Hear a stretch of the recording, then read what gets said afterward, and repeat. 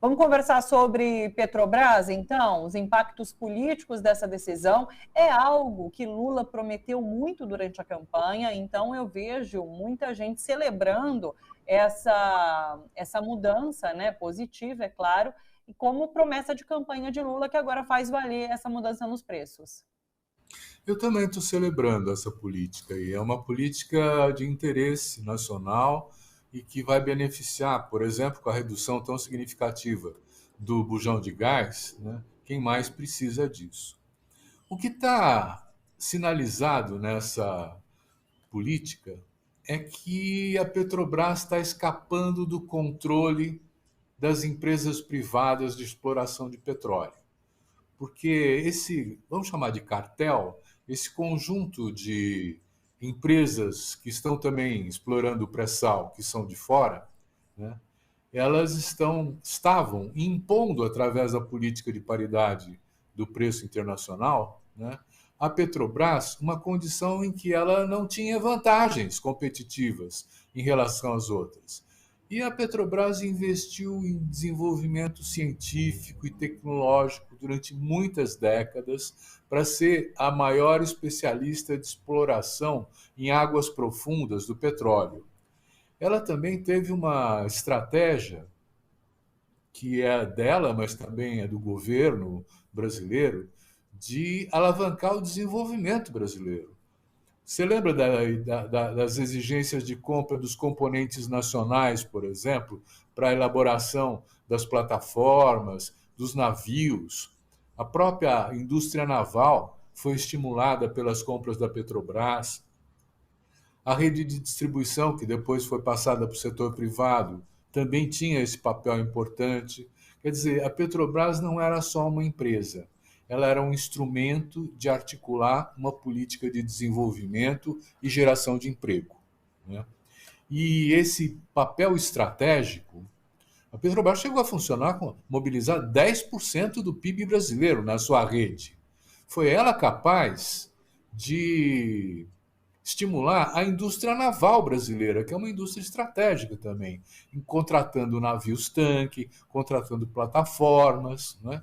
Então, o que o setor privado, ao controlar a Petrobras, fez foi, num certo sentido, primeiro, esquartejá-la, né? Quer dizer, não é uma empresa que opera em todas as áreas de extensão do trabalho, do suprimento de energia nesse sentido. Foi retirado a rede de distribuição, foi retirada os postos de gasolina, ela foi reduzida cada vez mais, e essa era a estratégia privada, a uma empresa de pura exploração do petróleo. O resto ficava para o lucro das outras empresas, que recebiam esse petróleo, iam processar, refinar e tudo mais, né? Então eu vejo a Petrobras sendo voltando a ter um papel importante nesse projeto de desenvolvimento. Ela não vai deixar de ser lucrativa de maneira alguma, porque os custos que a Petrobras tem para extrair o petróleo são muito menores do que os custos das empresas que estão ali também, que não detêm a tecnologia que ela detém, né? Então, continuará sendo lucrativa para os seus acionistas, mas uma parte desse dinheiro vai ser investido, seja no bem-estar da população com a redução dos preços, né, seja em investimentos de infraestrutura que vão aumentar a capacidade de refino, que vão trabalhar com os derivados de petróleo, que vão recompor um parque industrial que o Brasil tanto precisa. Nós estamos tendo reprimarizado a nossa economia há anos com uma política de desindustrialização. Essa política nova da Petrobras está revertendo isso, quer dizer, está mostrando uma intenção que já está anunciada pelo BNDES também, né, de voltar a investir numa industrialização, na construção de um valor maior, com matérias-primas processadas, transformando-se em produtos processados que agregam valor. Enfim, tem toda uma estratégia aí com a qual eu estou de acordo. Essa medida também vai ter impactos macroeconômicos, por exemplo, vai baixar a inflação. Quer dizer, como é que vai se continuar mantendo essa ideia dos 13,75 da Selic se a inflação, mês a mês, vai acusar um descenso? E aí tem um outro braço de ferro, que foi o controle do Banco Central pelo setor financeiro, né? O Campos Neto, ele não é uma pessoa, ele é também uma pessoa, mas ele, antes de tudo, ele é um representante da vontade do setor financeiro. E ele mantém esses 13,75 de porcentagem da Selic, né? Sob o argumento de que há uma insegurança empresarial, de que há isso, de que há aquilo, que já está denunciado. O Lula foi muito bom em deixar bem claro para a população que isso é uma manipulação que vai facilitar só a rentabilidade dos empreendimentos, dos setores financeiros, com a taxa de juros nessa estratosfera, né? Mas faz parte desse movimento de recuperar o Brasil para os brasileiros. Recuperar o Brasil, o Estado, como uma organização que defende o interesse público. Não está a serviço da acumulação unicamente, está a serviço de todos os brasileiros. Eu vejo isso como muito positivo. Perfeito. Tenho visto muita gente comemorando, de fato, levantando uma ou outra questão, mas comemorando, então, essa mudança da política de preços da Petrobras.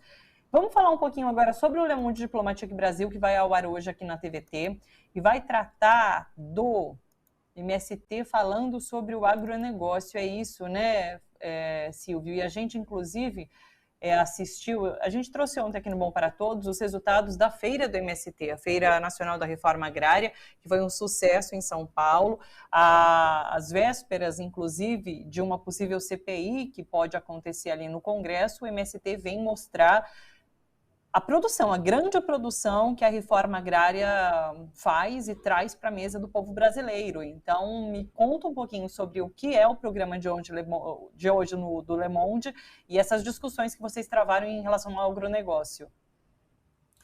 Olha, é um conjunto de ações, né? Na verdade, por exemplo, olha, está aí a capa da edição desse mês do jornal Le Monde Diplomatique Brasil, que você pode adquirir no site ou fazer uma assinatura também através do site, né?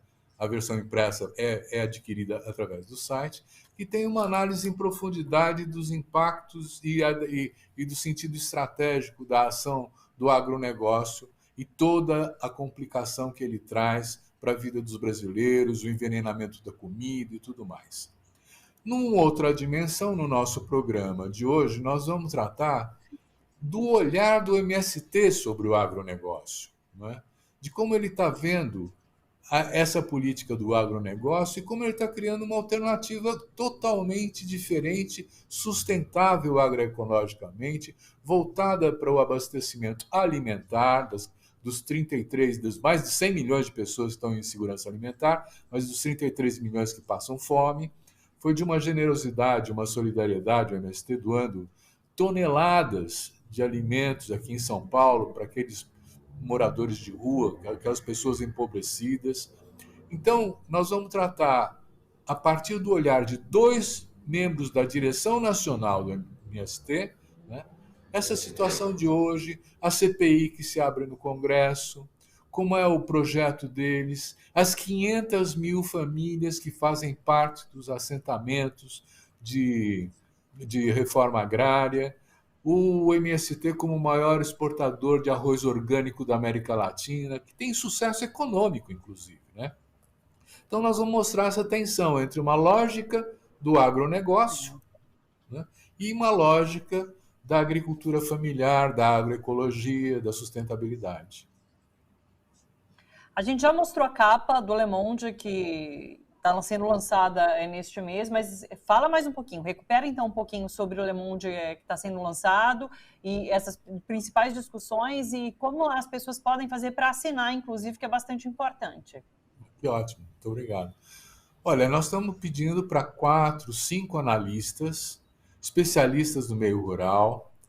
Existe também uma dirigente nacional do MST que escreve, que fazem uma análise. Por exemplo, o Estado brasileiro tem sistematicamente apoiado e financiado o agronegócio, até por força do poder da bancada ruralista no Congresso, né?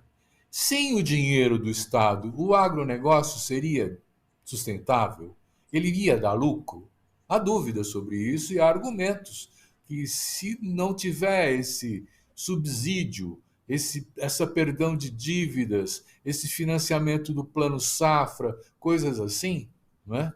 Seria viável?